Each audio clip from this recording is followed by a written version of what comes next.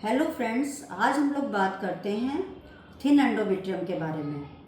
तो कितनी एंडोमेट्रियम को हम थिन मानेंगे और एंडोमेट्रियम है क्या?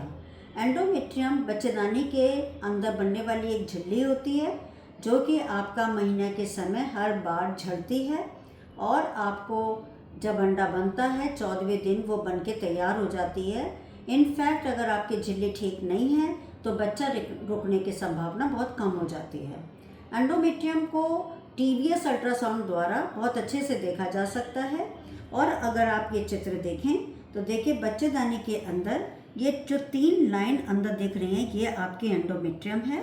इस एंडोमेट्रियम में जहाँ पे ये सबसे मोटी दिख रही है इससे हम लोग उसकी मोटाई नापते हैं। अब ये मोटाई कितनी होनी चाहिए? कम से कम ये 7 मिलीमीटर की मोटाई होनी चाहिए।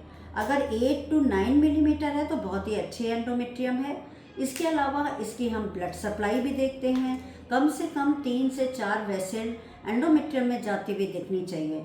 जब इसकी वेस्कुलरिटी बहुत अच्छी होगी, मोटाई अच्छी होगी, तभी बच्चा अंदर रुकने की संभावना हो सकती है। बहुत से ऐसे पेशेंट मैंने देखे हैं जिनके की एंडोमेट्रियम बहुत थिन है। मेन कारण इसमें इन्फेक्शन का रहता है।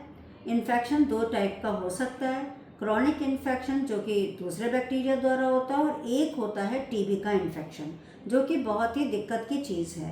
क्योंकि टीबी का इन्फेक्शन अगर एंडोमेट्रियम को खा गया या उसको इन्वॉल्व कर गया तो जो बेसल लेयर एंडोमेट्रियम की होती है जहाँ से वो ग्रो करती है हर महीने, उसी को ये डैमेज पहुँचा देता है। तो एंडोमेट्रियम कभी भी उसमें ग्रो कर ही नहीं पाती है, चाहे आप कितना भी टीबी का ट्रीटमेंट ले लें। तो हमेशा जब भी आपका पीरियड थोड़ा कम हो रहा है अपने डॉक्टर से ज़रूर मिलें और उनसे समझें क्यों इसके बारे में आपकी जो झिल्ली है वो क्यों कम हो रही है, क्यों पतली हो रही है। और इसका फिर ट्रीटमेंट भी आपको दिया जाता है। अगर ट्रीटमेंट के बाद में जो कि एस्ट्रोजन हार्मोन्स के फॉर्म में दिया जाता है, कुछ ब्लड सप्लाई इसमें बढ़ाने के लिए हम लोग ड्रग्स देते हैं। अगर उसके बाद एंडोमेट्रियम मोटी हो गई तो आपका काम बन सकता है और मिनिमम थिकनेस कम से कम 7 मिलीमीटर होनी चाहिए। इस बारे में मैंने आपको बताया।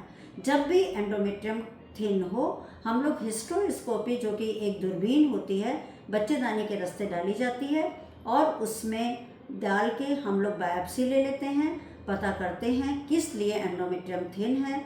कभी कभी वहाँ पे एशरमैन सिंड्रोम भी होता है, बहुत चिपकी हुई एंडोमेट्रियम है जिसको कि आपको उसी गोम में ठीक भी कर दिया जाता है और उसके बाद एंडोमेट्रियम कई बार ग्रो भी कर सकती है।